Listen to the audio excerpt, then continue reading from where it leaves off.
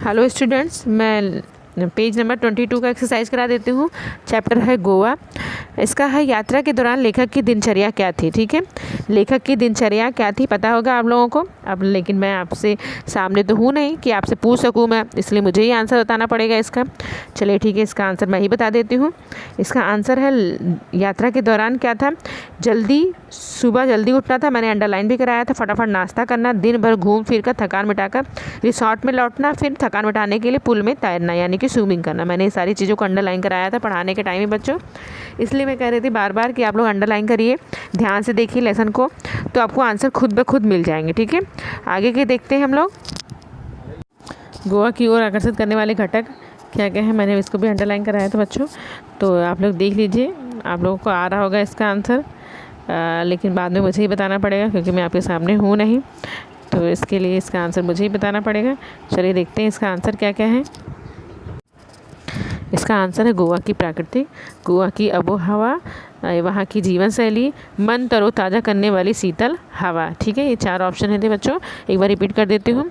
गोवा की प्रकृति, गोवा की आबोहवा, वहाँ की जीवन शैली, मन तरोताज़ा करने वाली शीतल हवा। ये इनकी 4 थी जो वहाँ के आकर्षित करने वाले घटक थे। ठीक है, और इस क्वेश्चन नंबर 3 है बच्चों, लिखिए नीले पानी वाला पथरीला कौन सा था, आपको याद होगा।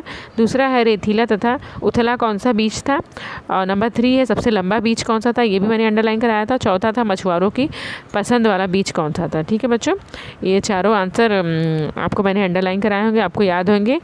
तो चले मैं बता देती हूँ, आपको क्लियर करा देती हूँ आंसर। तो नीले पानी वाला पथरीला था अंजुना बीच, रेतीला उथला हुआ बेनालियम बीच था, सबसे लंबा कलिंगुड बीच था, और मछुआरों की पहली पसंद थी बेनिलियम बीच। ठीक है बच्चों, आंसर पता चल गया आपको। एक बार फिर से रिपीट करती हूँ, नीले पानी वाला पथरीला अंजुना बीच, रेतीला बेनिलियम बीच, सबसे लंबा है कलिंगुड बीच, और मछुआरों की पहली पसंद है बेनालियम बीच। ठीक है बच्चों, समझ में आ गया होगा आप सबको इसका आंसर। आगे देखते हैं हम लोग। क्वेश्चन नंबर 4 है बच्चों, गोवा का प्राकृतिक सौंदर्य दर्शाने वाले वाक्य कौन कौन से हैं। ये भी पता होगा आपको, मैंने अंडरलाइन कराए थे ये भी आंसर आपको कि गोवा का प्राकृतिक सौंदर्य दर्शाने वाले वाक्य क्या क्या थे। तो ये इनके भी आंसर मैं बता देती हूँ आपको। जो भी डाउट होगा आप लिख लीजिए या करेक्ट कर लीजिए अपने आंसर को, जिसके गलत हो रहे होंगे आंसर।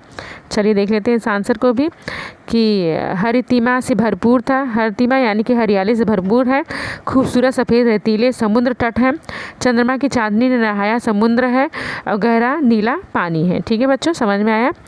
एक बार फिर से रिपीट करती हूँ कि हरितिमा से भरपूर है, खूबसूरत सफ़ेद रेतीला समुद्र तट है, चंद्रमा का चांदनी ने नहाया समुद्र है, गहरा नीला पानी है। ठीक है, ये 4 हैं जो गोवा की प्रकृति के दर्शनों कराने वाले वाक्य हैं, जो हमें बहुत ही गोवा को देखने के लिए बहुत ही विचलित कर देते हैं ये वाक्य। चलिए आगे देखते हैं, क्वेश्चन नंबर 5 पे जाते हैं हम लोग। क्वेश्चन नंबर 5 क्या है, कीर्तिपूर्ण कीजिए। क्या है, नवरात्रि तथा दशहरा पर्व में गोवा की अलग अलग परंपराएं क्या थी, वो भी मैंने अंडरलाइन कराया था आपको कि क्या क्या परंपराएं थी, वहाँ की अलग अलग परंपराएं क्या थी, नवरात्रि और दशहरा पर्व की क्या परंपराएं थी। ठीक है, तो नॉर्थ में किस तरह से होता है और गोवा में किस तरह से परंपराएं होती वो देख लेते हैं हम लोग। ठीक है, चलिए देख लें। नवरात्रि की परंपरा थी घरों गली मोहल्लों में माँ दुर्गा की घट की स्थापना की जाती है और लड़कियों द्वारा गरबा का पर्व मनाया जाता है। ठीक है बच्चों,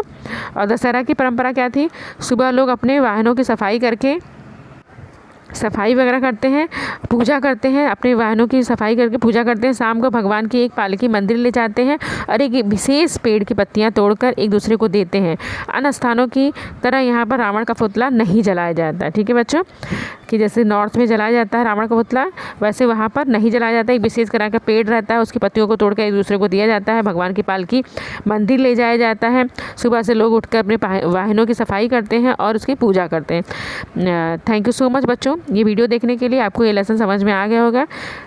थैंक यू सो मच।